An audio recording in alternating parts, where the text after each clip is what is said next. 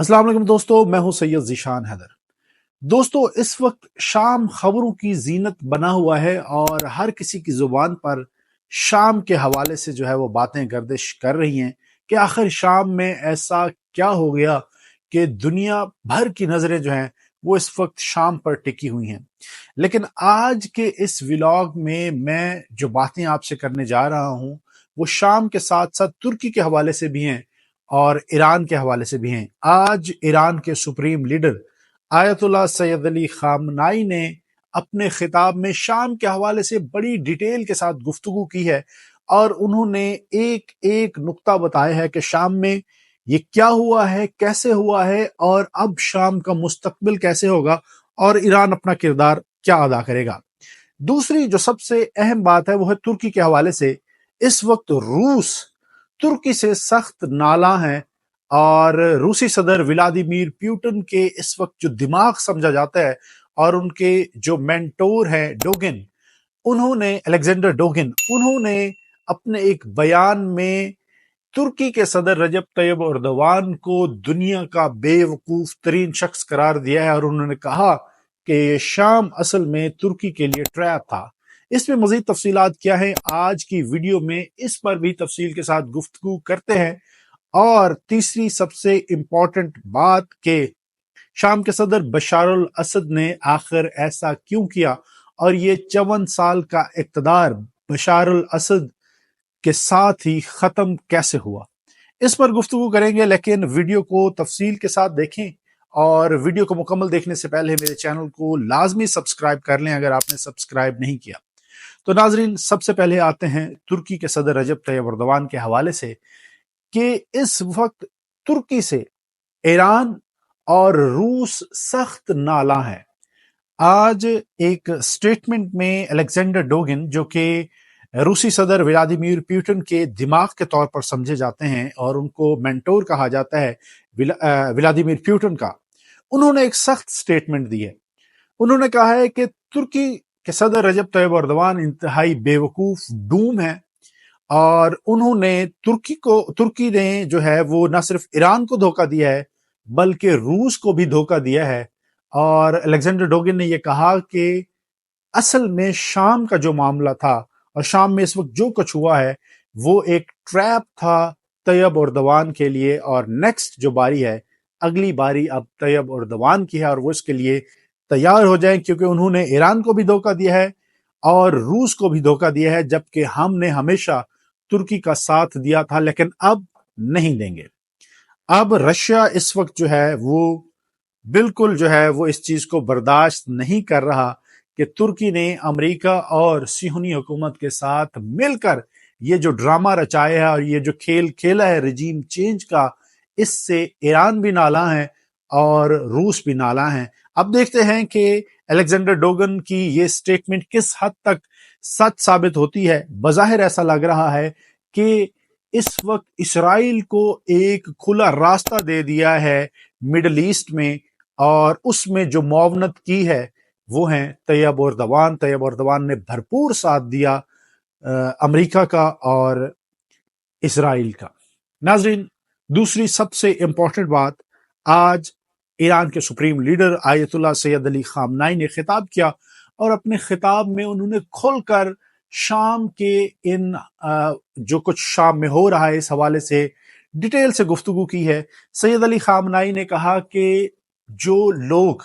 हमारे नाक़दीन ये समझ रहे हैं कि मुज़ाहमती फ्रंट कमजोर हो रहा है वो बेवकूफ हैं और उन्होंने उन तज्जियाकारों को भी तनकीद का निशाना बनाया है कि जो तज्जियाकार ये समझ रहे हैं कि मुज़ाहमती फ्रंट जो है वो अब कमजोर हो जाएगा और पीछे हट जाएगा, उनकी ये कम अक्ली है। ये कहना था सैयद अली खामनाई का और उन्होंने कहा कि ये वक्त साबित करेगा कि मुज़ाहमती फ्रंट मजीद मजबूत होगा और शाम के नौजवान ही शाम को दोबारा इन दहशतगर्दों से आजाद करवाएंगे। सैयद अली खामनाई ने आज डिटेल के साथ इस मौजू पर गुफ्तगू की और उन्होंने तफसील से बताया कि हम तो कई अरसे से शाम में जो है वो نہ صرف اپنے ایران کی حفاظت کے لیے بلکہ پورے خطے کی حفاظت کے لیے جو ہے وہ کام کر رہے تھے، اور انہوں نے کہا کہ ہمارے دو ہی مقاصد تھے۔ پہلا انہوں نے مولا علی علیہ السلام کے حوالے سے ایک فرمان مولا کا پڑھا، اور انہوں نے بتایا کہ وہ شخص ذلیل ہوتا ہے جو دشمن کو اپنے دروازے کی دہلیز پر آنے دے۔ تو ہم نے دشمن کو اپنے دروازے پر آنے سے روکنے کے لیے عراق اور شام میں جو ہے جو اسٹریٹجک کلی ہم کام کر سکتے تھے وہ ہم نے کیا، اور دشمن کو وہاں تک روکے رکھا۔ ہم نے شام میں لوکل نوجوانوں کو منظم کیا، ان کو مضبوط کیا اور شامی فوج کو مضبوط کیا۔ ہمارا کام کسی اور ملک میں جا کر لڑنا نہیں ہے،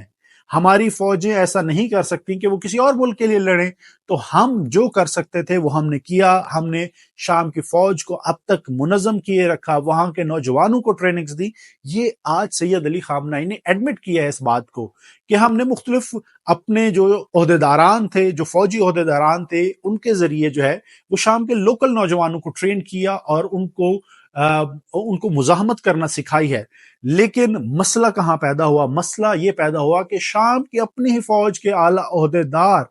وہ ایران کی اس انٹرفیرنس کو، یا جو ایران وہاں پر جو کروا رہا تھا اس کو ایک مداخلت سمجھتے تھے،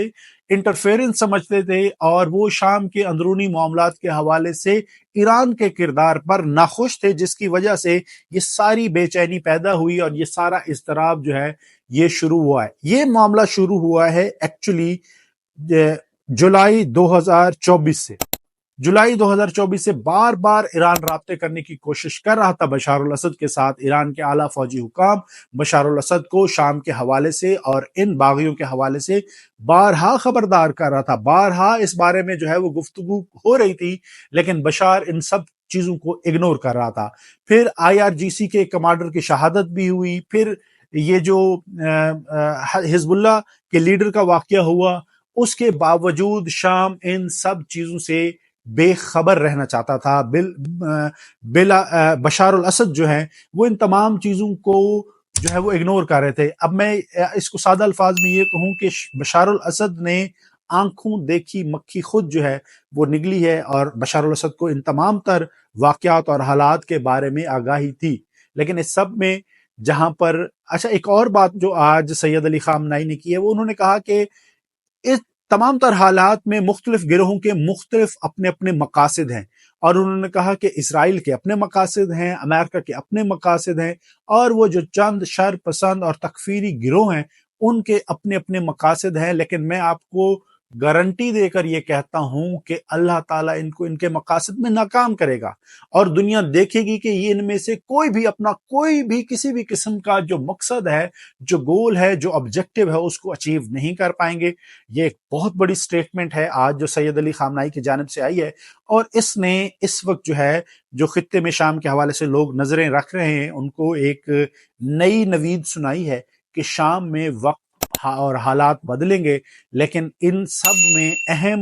جو بات تھی، جو کہ میرے خیال میں آج کی خبر ہے، وہ یہ تھی کہ سید علی خامنہئی نے کہا یہ ہم نہیں کریں گے، بلکہ یہ شام کے نوجوان اٹھ کے کریں گے، شام کے نوجوان منظم ہوں گے اور ان تکفیری گروہوں کو بھگائیں گے۔ اور آج سید علی خامنہئی نے بھی ترکی کے حوالے سے بات کی ہے کہ شام کا ایک پڑوسی ملک، اس نے امریکہ اور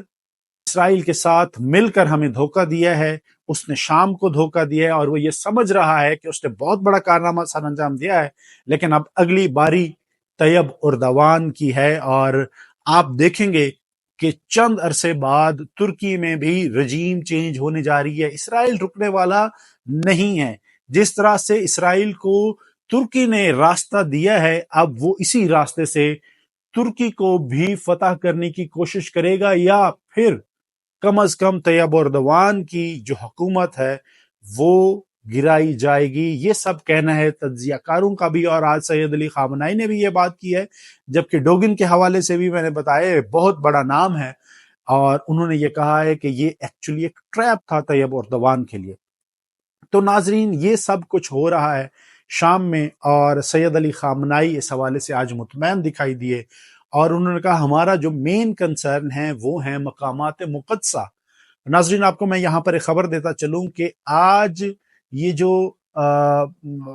انتہا پسند گروہ تھے جو تکفیری دہشت گرد تھے، انہوں نے جناب سیدہ زینب سلام اللہ علیہ کے روضے میں یہ لوگ داخل ہوئے ہیں، لیکن ابھی تک چونکہ ڈیل ہوئی ہے اور اس ڈیل کے بعد یہ سب کچھ واضح کر دیا گیا تھا کہ یہ مقامات مقدسہ کو نقصان نہیں پہنچائیں گے، حالانکہ ان سے کوئی امید ایسی نہیں ہے کہ یہ اپنے وعدے پر جو ہے وہ پابند رہیں۔ خیر، یہ آج داخل ہوئے ہیں مقامات مقدسہ میں، لیکن انہوں نے کوئی نقصان نہیں پہنچایا اور اسی طرح سے واپس نکل گئے ہیں۔ تو لوگوں کی ایک بے چینی اور اضطراب جو ہے لوگوں کے اندر ہے کہ مقامات مقدسہ کے حوالے سے لوگ بہت پریشان ہیں، اور اس وقت جو ہے وہ ان کی پریشانی جو ہے وہ بالکل جائز ہے